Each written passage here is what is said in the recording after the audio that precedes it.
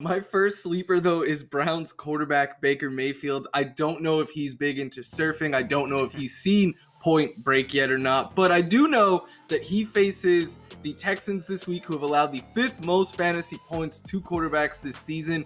Baker's been pretty reliable as of late. He hasn't shown that ceiling yet, but he's thrown at least 2 touchdowns in 5 of his last 7 games. And 2 weeks ago, before the bad weather game that he had, he just absolutely went off. So this is another type of matchup like that. The Texans allow the 6 most touchdowns to quarterbacks. They've allowed a top 8 quarterback in 2 of their last 3 games. It is a favorable matchup for Baker Mayfield. So I think if you're diving a little bit deeper at quarterback, he's a name for you.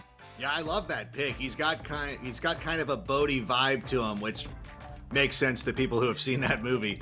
But the one, I love Baker. Like, I never want to come off as a guy who's just, dragging Baker just for the sake of it.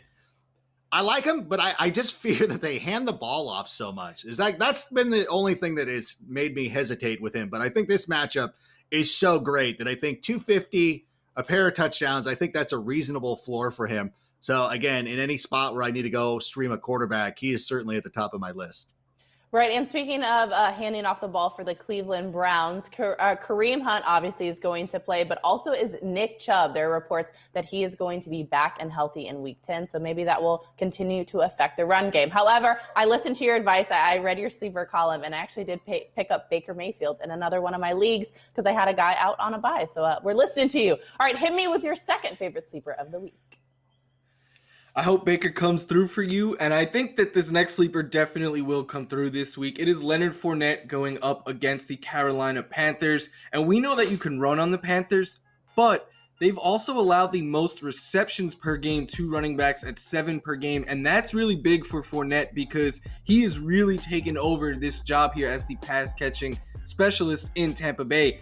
He's averaging over 6.3 targets per game in the last 3 weeks. Ronald Jones is just over 3. He's played 2/3 of the snaps compared to Jones's 1/3. And then Fournette, again, just the passing game usage, 6 or more targets in each of his last 3 games. Tom Brady's throwing over 9 times per game to the running backs. We know that was a staple of him in New Orleans.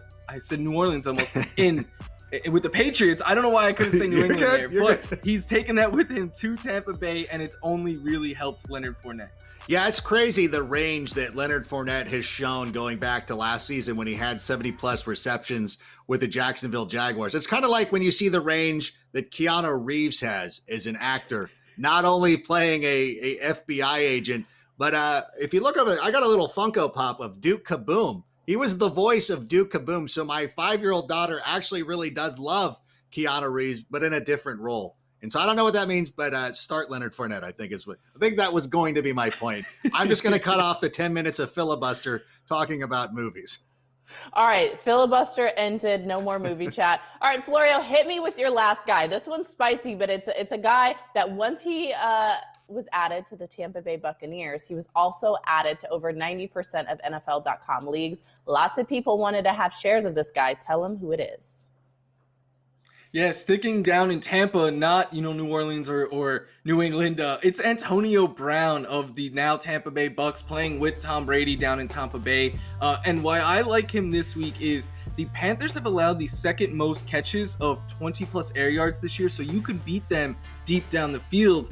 And that was Antonio Brown's role last week. Like 26% of the Bucks air yards went to Brown. That led the team. He had 2 targets of over 20 air yards that led the team. And he had more usage than I think people were expecting in his first game back. He played 76% of the snaps. That was just behind Godwin and Evans. He ran 33 routes. So he really was out there whenever they were using 3 wide receiver sets. And he was their field stretching wide receiver, not Mike Evans. So I think this is a favorable matchup for Antonio Brown. And we had mentioned this last week that going into that game against the New Orleans Saints, that Tom Brady had gone deeper this season than he had in any of the last 5 seasons. It was a trend that was picked up by Next Gen Stats.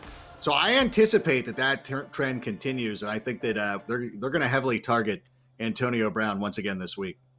All right, AB, the Hall of Famer, hopefully he comes out and can perform this week for Tom Brady and the Buccaneers taking on the Panthers.